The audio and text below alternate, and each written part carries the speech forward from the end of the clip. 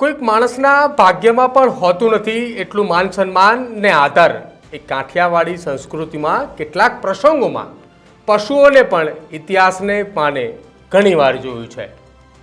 એ વાંચતા વાંચતા અને સાંભળતા તો ઘડીક થંભી જવાનું પણ મન થાય કે વાહ, પશુ છે પણ માનવથી પણ એક ડગલું આગળ જીવી ગયા।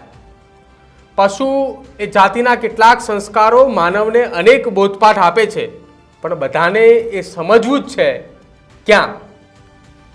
આજે અહીં જે હું વાત કરવા જઈ રહ્યો છું એ વાત છે સત્તાધારના આપાગીગાની જગ્યાના પાડાની એ વાત। અને એ કહેવત છે કે પાડે દેખાયું પ્રગટ સત્તાધારનું સાચ, અનેક જુગ ઉલટી જતા ઊની નાવે આંચ।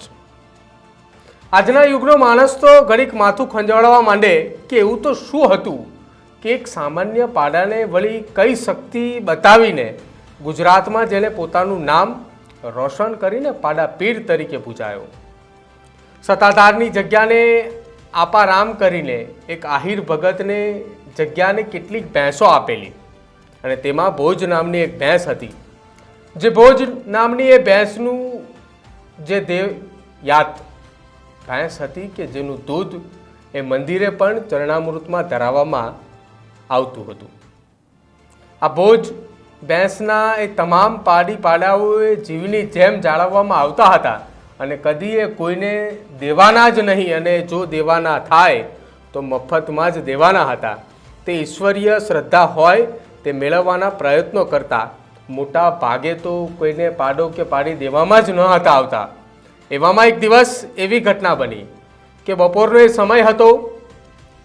કુંડલા પાસેના નેસડી ગામથી કેટલાક લોકો આવ્યા અને પૂજ્ય શામજી બાપુ પાસે માંગણી મૂકી કે બાપુ, અમારા ગામમાં એક સારા એવા પાડાની જરૂર છે।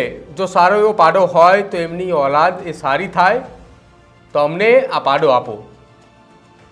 પૂજ્ય શામજી બાપુએ કહ્યું કે ભાઈઓ, તમારી વાત સાચી, પણ અમારી પાસે હાલમાં કોઈ એવો પાડો દેવાય તેમ નથી, અને જે છે એ તો અમારા ખાડુમાં જોઈએ જ।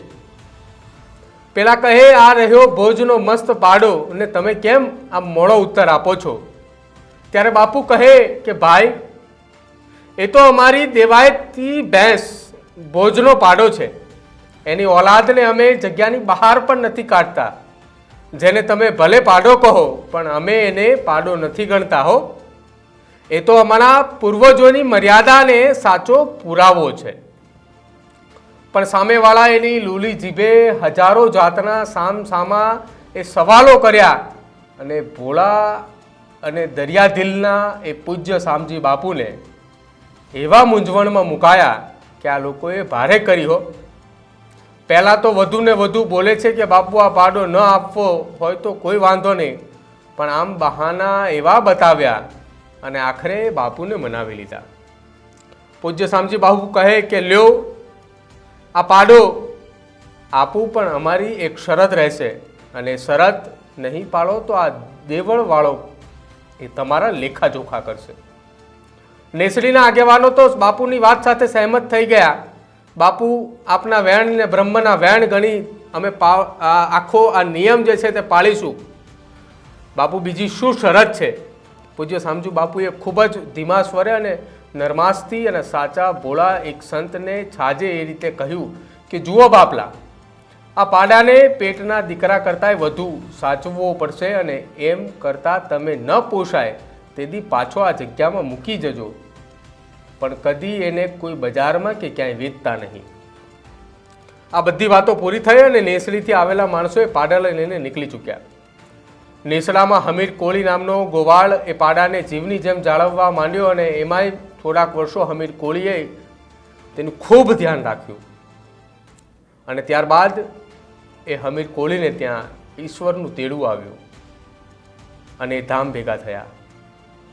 પછી એની ઘરવાળીએ આ કડાકૂટ ન ગમી કે રામ જાણે, કશું જોયા જાણ્યા વિના જ કુંડલાના મતવા બચુને રૂપિયા 1500માં એ પાડો વેચી દીધો। આ પાડાને મારા હમીર વિના કોણ એ સાચવી જાણે, એના કરતાં પાડાને જોવો પણ નહીં અને હમીરની યાદ પણ ન આવે। પેલા બચુ મતવાને એમ થયું કે આવો મસ્ત પાડો છે તો એનો મુંબઈમાં જ સારા પૈસા મળશે એમ માનીએ પાડાને ભાર ખટારામાં ચડાવીને મુંબઈ ભેગો કર્યો.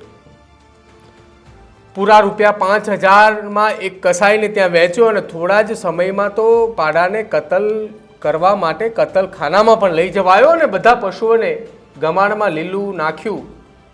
એ બિચારા અબોલ જીવ માંડ ખાવા પણ એને બિચારાને ક્યાં એ ખબર હતી કે હમણાં જ આપણા ઉપર કાળની કરવત ત્રાટકી ઉટકશે.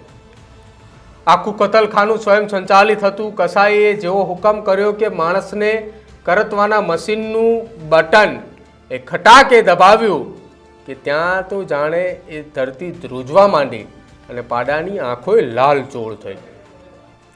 જ્યાં કરવાતે પાડાની ડોક પર અડવા આવી ત્યાં તો એક કડાક બોલતો અવાજ આવ્યો અને કરવતના ટુકડા થઈ ગયા.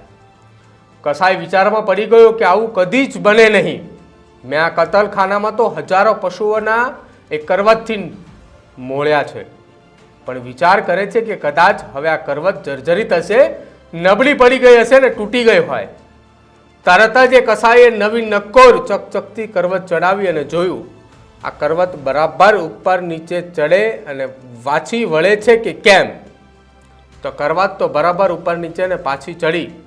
કસાઈને થયું હા હવે બરાબર છે ને જેવું બટન દબાવ્યું ત્યાં ફરી એક વખત ખટાક દઈને અવાજ આવ્યો અને કરવત એ પાછી તૂટી ગઈ. એના કટાકાઓ એવી રીતે ઉડ્યા કે કસાઈના પગ કપાઈ ગયા. થોડી જ વારમાં કસાઈના પરિવારજનો આવ્યા અને એને દવાખાને દાખલ કર્યો, પણ સૌએ વિચારમાં પડી ગયા હતા કે આવું કદી જ બને નહીં. કસાઈ તો બેશુદ્ધિ અવસ્થામાં જ ખાટલામાં પડ્યો હતો અને દવાખાનામાં જ એક ખાટલા પાસે નીચે કસાઈની વહુ અને દીકરો સૂતા હતા. એવામાં અડધી રાત્રે કસાઈના દીકરાને સ્વપ્ન આવ્યું કે એને કોઈ દેવાયત પુરુષના દર્શન થયા અને એને કહ્યું કે આ પાડો એ મારી જગ્યાનો છે, કોઈ એનો વાળ પણ વાંકો ન કરી શકે તો સમજી જાજે, બાકી જડમૂળમાંથી ઉખેડી નાખશે ને જલ્દી પાડો જ્યાંથી લાવ્યો હોય ને ત્યાં જ મૂકી આવ.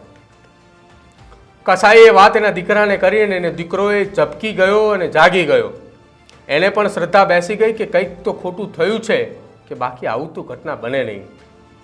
આ બધું સાંભળતાને સાથે જ કસાઈને પણ શ્રદ્ધા બેસી ગઈ અને જરૂર આમાં કંઈક ને કંઈક છે અને તેને બે હાથ જોડીને પ્રાર્થના કરી કે આ પાડાને એની જગ્યાએ અમારા ખર્ચે પહોંચતો કરીશું અને વધારાનો એક પાડો માફી તરીકે ત્યાં બાંધી આવશું, પણ મારા ખાવિંદને બચાવી લ્યો.